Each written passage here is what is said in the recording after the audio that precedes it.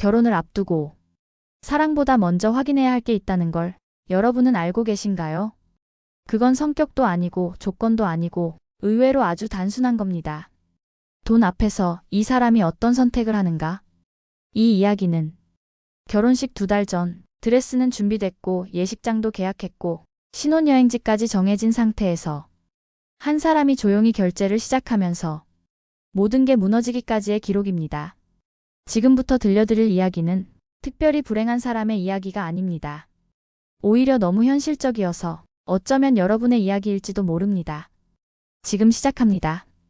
그가 통장 앱을 보여준 건 정말 아무렇지 않은 순간처럼 흘러갔어요. 그날은 첫 데이트라기보다는 몇 번 가볍게 만난 뒤 처음으로 커피를 길게 마시던 날이었고 카페는 생각보다 시끄러웠고 테이블은 작았고 커피잔은 이미 반쯤 비어 있었죠. 회사 이야기, 집 이야기, 월세 이야기까지 다 나온 뒤였어요. 그는 잠깐 망설이다가 휴대폰을 제 쪽으로 돌리면서 말했어요. 나는 이렇게 모으는 스타일이야. 그는 그렇게 말하면서 휴대폰을 제 쪽으로 돌렸어요. 잔액 숫자는 크고 또렷했고 화면을 오래 붙잡아 두지도 않았어요. 마치 중요한 건 숫자가 아니라 보여줄 수 있다는 태도라는 것처럼요. 회사 다닌 지 거의 10년 됐거든. 그냥 꾸준히. 그는 설명을 덧붙이지 않았고 저는 질문도 하지 않았어요. 그냥 고개를 끄덕였죠. 그게 자연스러운 반응처럼 느껴졌어요. 저도 모아둔 돈이 있었어요. 회사 들어가고 나서 5년 동안 점심값 아끼고 여행 미루고 적금 깨지 않고 모은 돈이었죠. 그 숫자를 바로 보여줄 수도 있었는데 이상하게 그 순간에는 그러고 싶지 않았어요. 대신 저는 휴대폰에서 메모장 앱을 열었어요. 통장 앱이 아니라 결혼하면 이런 게 필요하잖아. 제가 말하면서 화면을 보여줬죠. 제목은 단순하게 결혼 예산이었고 그 아래에 항목들이 줄줄이 적혀 있었어요. 예식장, 드레스, 촬영, 신혼여행, 신혼집, 가전, 혼수. 그는 그 목록을 위에서 아래로 천천히 훑어봤어요. 계획 잘 세우네. 그 말은 칭찬 같기도 하고 평가 같기도 했어요. 저는 웃으면서 그냥 성격이 그래라고 대답했죠. 그가 제 손등 위에 손을 올렸어요. 카페 테이블 위에서 사람들이 오가는 사이에서 아주 자연스럽게 우리 서로 의지하면서 살자. 그 말에 저는 바로 대답하지 않았어요. 대답 대신 커피잔을 들어 한 모금 마셨죠. 이미 식어 있었는데도 굳이 말하지 않았어요. 집에 돌아온 뒤 저는 다시 메모장을 열었어요. 이번에는 항목 옆에 숫자를 붙이기 시작했죠. 예식장 계약금, 드레스 가봉, 촬영 예약금. 숫자를 적을수록 마음이 차분해졌어요. 불확실한 건 여전히 많았지만 적어도 적고 있다는 사실이 저를 안심시켰죠. 마지막으로 통장 앱을 한 번 더 열었다가 닫았어요. 화면이 꺼질 때 딱 소리가 났어요. 그날은 그 소리가 끝이라고 생각했어요. 웨딩 촬영 날 스튜디오는 유난히 밝았어요. 햇빛이 아니라 조명이었는데도 눈이 부셨죠. 신부님, 허리 조금만 더 조일게요. 괜찮으세요? 잠깐만 참아주세요. 직원들은 익숙한 손놀림으로 제 몸을 만졌고 저는 익숙하게 내라고 대답했어요. 불편하다고 말할 타이밍은 항상 지나가 있었고 굳이 붙잡고 말할 이유도 없어 보였죠. 그는 제 옆에서 정장을 만지작거리고 있었어요. 넥타이가 조금 삐뚤어졌는지 손끝으로 몇 번이나 고쳐잡더라고요. 두 분 얼굴 조금 더 붙이세요. 신랑님 허리 감싸고요. 카메라가 돌아가기 시작했고 저는 웃는 얼굴을 만들었어요. 회사에서 사진 찍을 때랑 비슷했죠. 웃고 고개를 기울이고 시선 맞추고. 그때였어요. 그가 고개를 아주 조금만 기울이더니 거의 숨소리처럼 말했어요. 촬영비 현금으로 먼저 나한테 줄 수 있어? 내 카드 한도가 좀 막혔어. 순간 조명이 갑자기 더 밝아진 것처럼 느껴졌어요.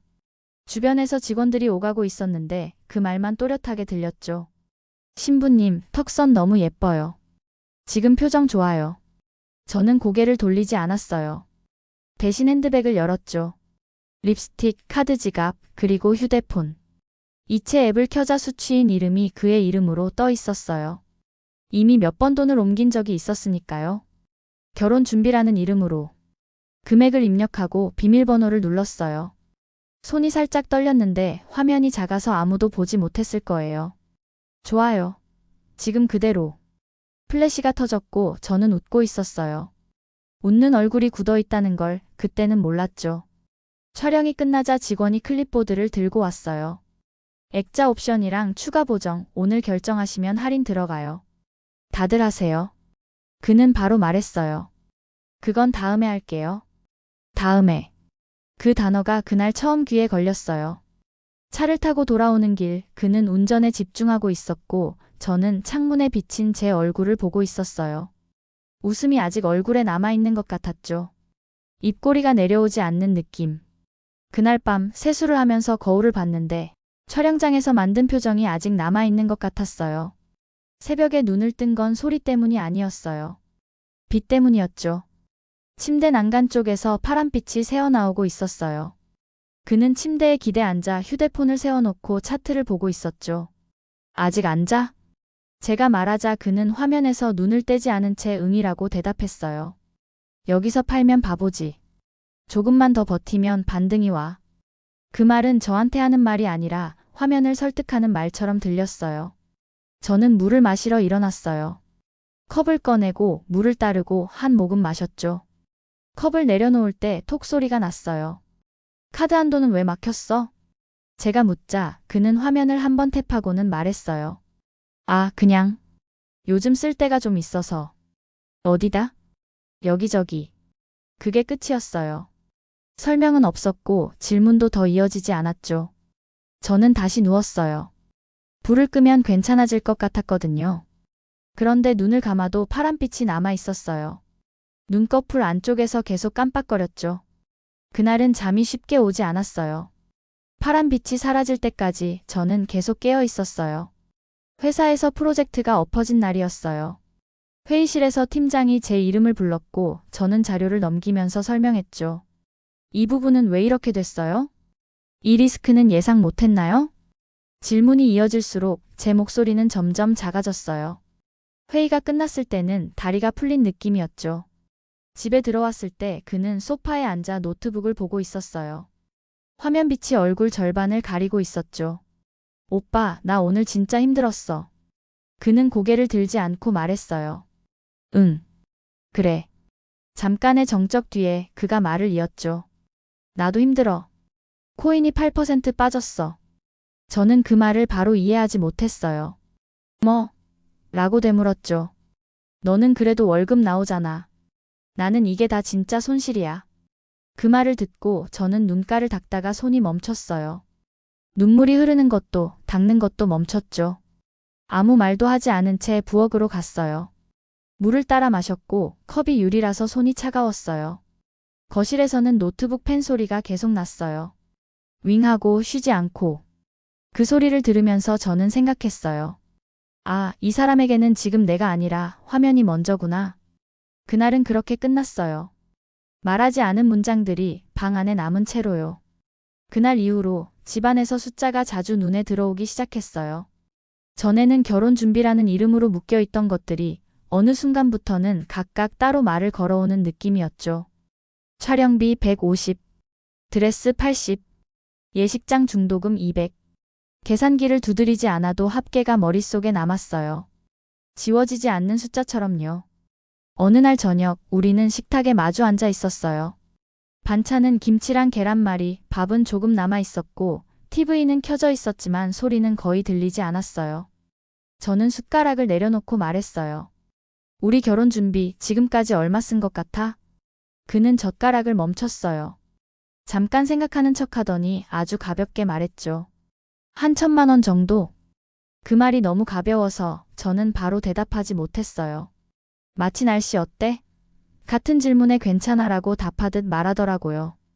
저는 휴대폰을 들어 테이블 위에 올려놓았어요. 계좌 이체 내역, 카드 결제 내역을 하나씩 넘기면서 보여줬죠. 나 혼자 500은 넘게 냈어. 그는 화면을 끝까지 보지 않았어요. 숫자보다는 제 얼굴을 잠깐 보다가 다시 밥그릇을 봤죠. 아, 그래? 몰랐네. 미안해. 다음에 내가 더 낼게. 다음에? 제가 묻자 그는 고개를 끄덕였어요. 응. 요즘은 현금이 좀 묶여 있어서. 왜 묶여 있는데? 그냥 코인 쪽에 넣어둔 게 있어서. 그 말은 설명 같았지만 설명은 아니었어요. 저는 더 묻지 않았어요. 묻지 않는 게 이 대화의 규칙처럼 느껴졌거든요. 식사가 끝나고 제가 설거지를 했어요. 거품 묻은 접시가 손에서 미끄러질 뻔해서 저는 접시를 꽉 잡았죠. 그때 손에 힘이 들어간 걸 저는 분명히 느꼈어요. 카드 명세서 알림이 울린 건 새벽이었어요. 잠결에 화면을 봤는데 해외 결제 알림이 하나 떠 있었죠. 다음날 아침 저는 그 알림을 캡처해서 그에게 보여줬어요. 이 결제 뭐야?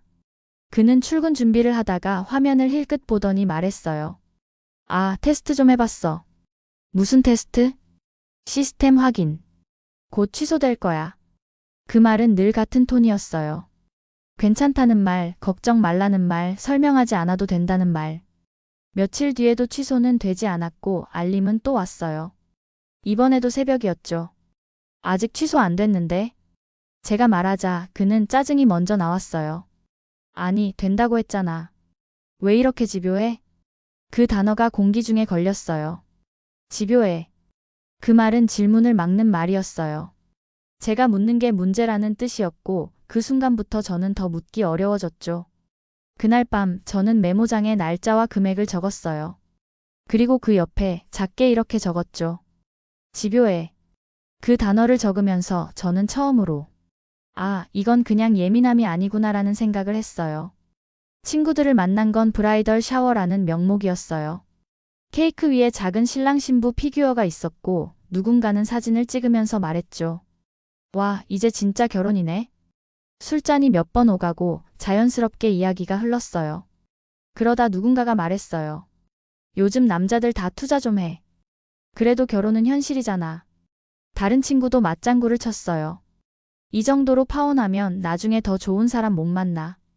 결혼은 타이밍이야, 진짜. 그 말들이 다 틀린 말 같지는 않았어요.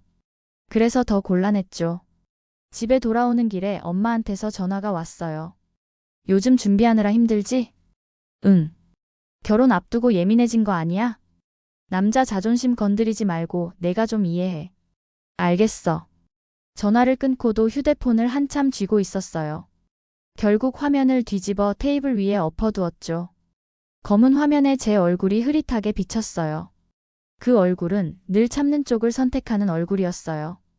그날 밤도 그는 차트를 보고 있었어요.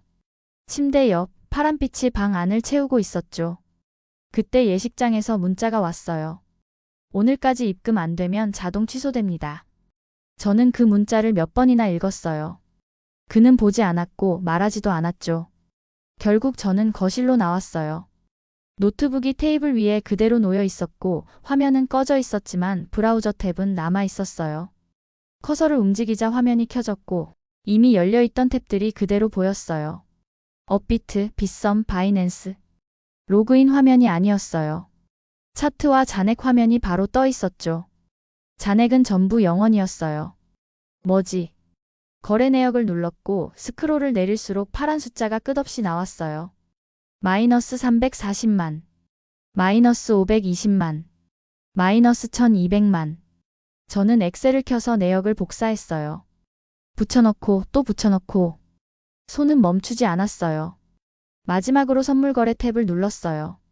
레버리지. 그리고 화면 한가운데 뜬 문장. 청산 완료. 그 아래 숫자 하나. 총 손실 2억 380만 원. 마우스가 손에서 떨어졌어요. 의자를 끌어앉았고 바닥이 차갑게 느껴졌죠. 그 숫자를 보는 순간 그동안 제가 믿어온 시간들이 한꺼번에 정리되는 느낌이었어요. 설명할 수는 없었지만 분명한 건 하나였어요. 이건 모른 척할 수 있는 선을 넘었다는 것.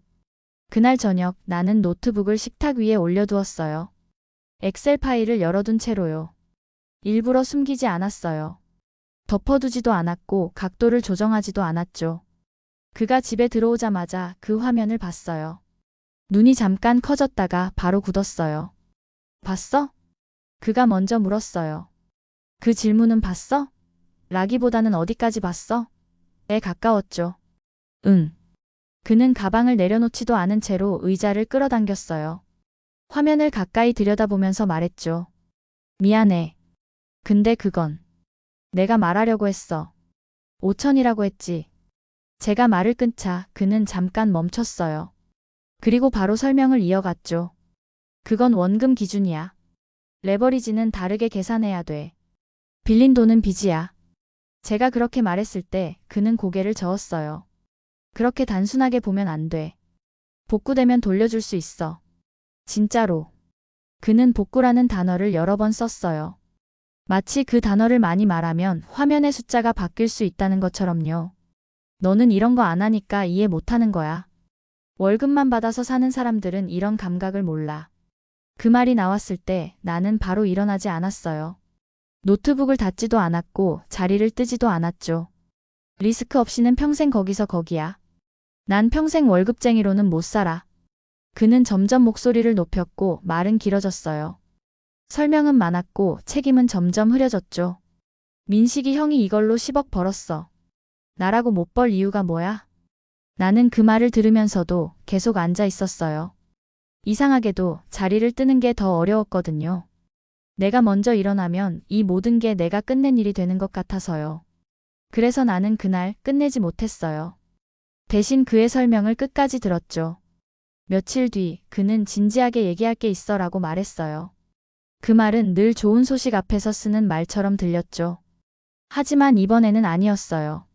거실에 앉아 있을 때 그는 손을 모으고 말했어요. 나 대출 좀 더 받아볼까 해. 그 말이 방 안에 떨어졌어요. 바로 반응하지 못했죠. 뭐라고? 지금 손절하면 바보야. 조금만 더 버티면 회복될 수 있어. 그는 자리에서 일어나 제 옆으로 왔어요. 손을 잡으려고 했죠. 네가 이래서 빚 좀 같이 갚아주면 되잖아. 그 말은 너무 자연스럽게 나왔어요. 마치 이미 합의가 끝난 이야기처럼요. 2년만 버티면 돼. 그럼 다 정리돼. 나는 소파 끝으로 몸을 옮겼어요. 쿠션 하나가 우리 사이에 놓였죠.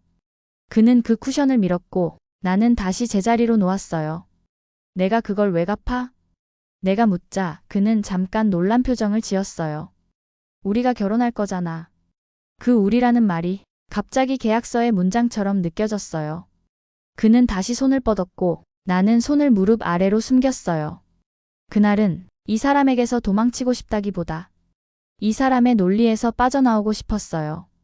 아침이 되었을 때 식탁 위에 서류들이 그대로 있었어요. 예식장 계약서, 드레스 계약서, 촬영 계약서. 그리고 작은 글씨로 적힌 취소 규정. 그는 출근 준비를 하다 말고 나를 봤어요. 어제 말 너무 심했어. 나는 대답하지 않았어요. 대신 서류를 하나씩 정리했죠. 반듯하게 겹치지 않게. 난 다 너랑 잘해보려고 한 거야. 그 말을 들었을 때 나는 휴대폰을 서류 위에 올려두었어요.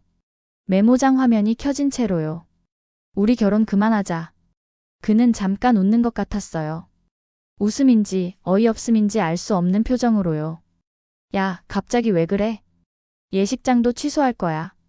신혼집도. 그는 얼굴이 굳었어요. 그리고 전세금에 보태라고 준 5천을 돌려줘. 그걸 지금 어떻게 줘?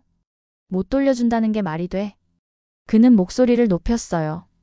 그건 도박이 아니야. 투자라고 했잖아. 손실 나서 영원이 된 게 무슨 투자인데. 그 말 뒤에 방 안이 조용해졌어요. 그는 잠깐 말을 잃었고 나는 더 말하지 않았죠. 모험은 자기 돈으로 하는 거야. 그 말을 끝으로 우리는 더 이상 이어지지 않았어요. 예식장은 내가 직접 취소했어요. 창구 직원은 익숙한 얼굴로 서류를 넘기며 말했죠. 위약금 안내 문자 갈 거예요. 네.